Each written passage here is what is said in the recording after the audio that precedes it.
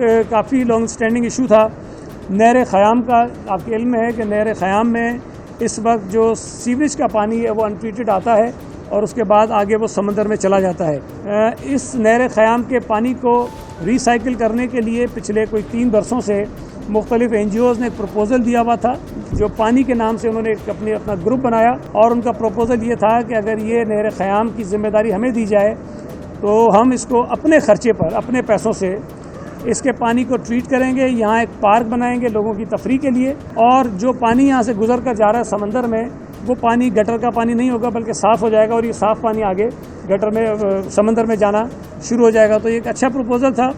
काफ़ी अरसे से इस पर मुख्तलिफ क्वायरीज़ आती रहीं और आज कैबिनेट ने फाइनली उसको अप्रूव कर लिया है।